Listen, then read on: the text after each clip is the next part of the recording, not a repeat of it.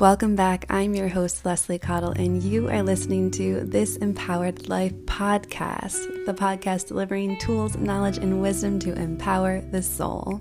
Today's episode is called How to Have More Energy. If you've been feeling a little bit sluggish, listen to this episode to find out where your energy might be going and how to get more of it.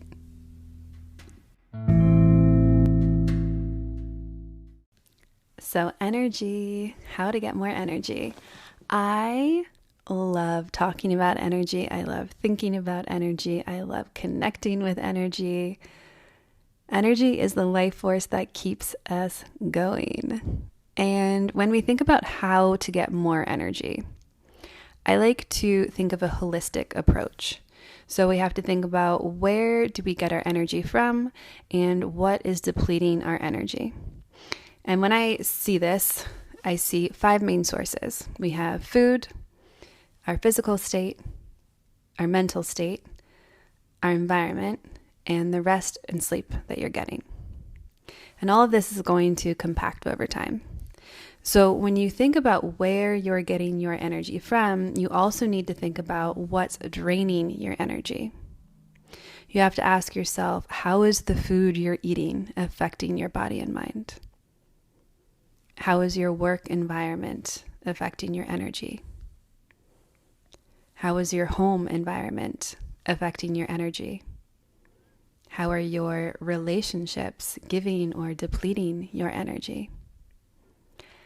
And then you can even take it a step further and recognize that those things also have more of a pull than just in the moment. So if you haven't released them from the moment, we have to think about how much time are you worrying about work when you're not actually working?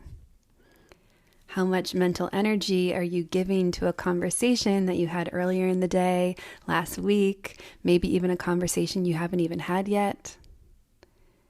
How much energy is your body spending processing food that barely nourishes it? And you start to see how asking yourself these questions can make you start wondering about everything in your life, on whether it's an energy booster or an energy drain. The problem with energy isn't that most people don't have it, it's that their energy is actually going out in places that they don't want it to be allocated to, or don't even realize that it's being leaked to.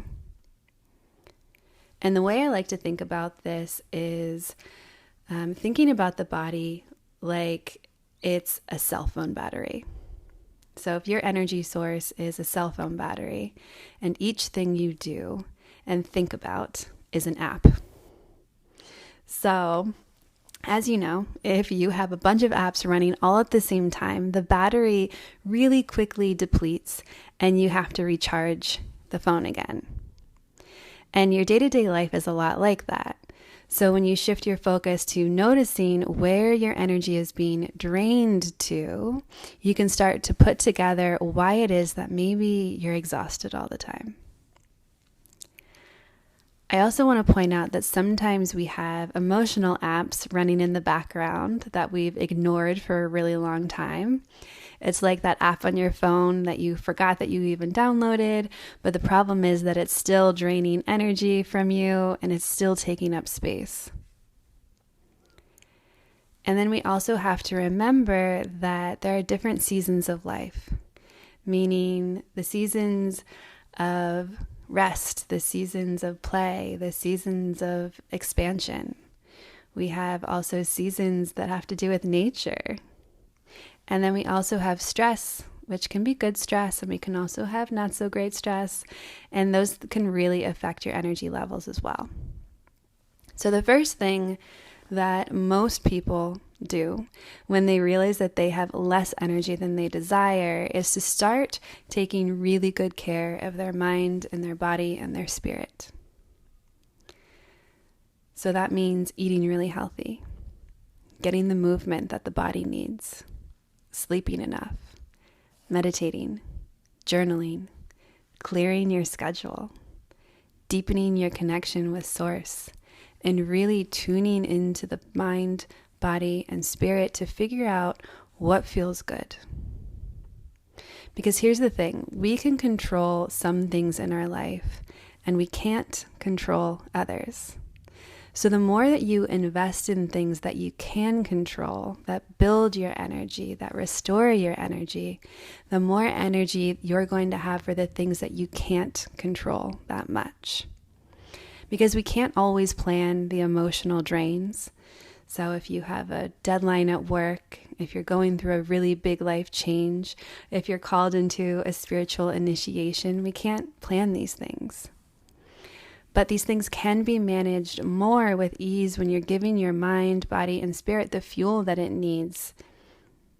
And so I wanted to end today's episode with an exercise you can do.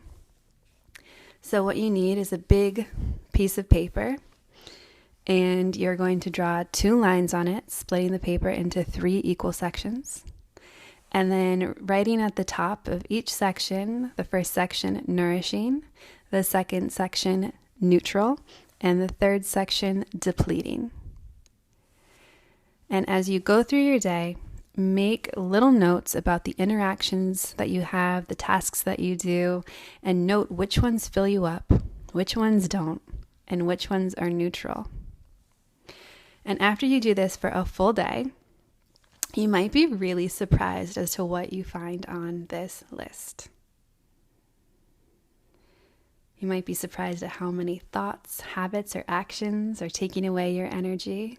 You might be surprised at how many thoughts, habits, or actions are giving you energy. And if you find anything on this list that you realize is really depleting your energy, I want you to feel really empowered to change it. There might be small things that you can't change, like maybe you have a child and you don't like changing their diaper.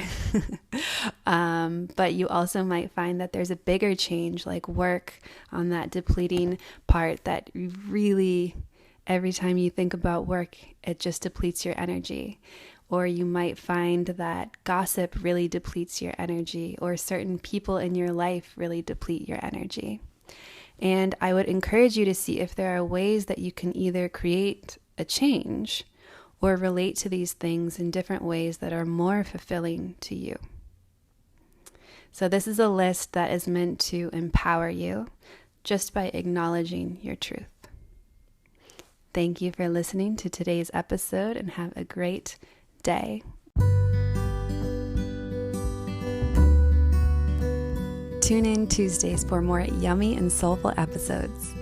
If you love what you're hearing and want to support the podcast, please follow and rate the podcast on Spotify and Apple to help new listeners find us. To find out more about my coaching and healing practice, head over to my website, www.lesliecottle.com. Thanks for listening, and I'll see you in the next episode.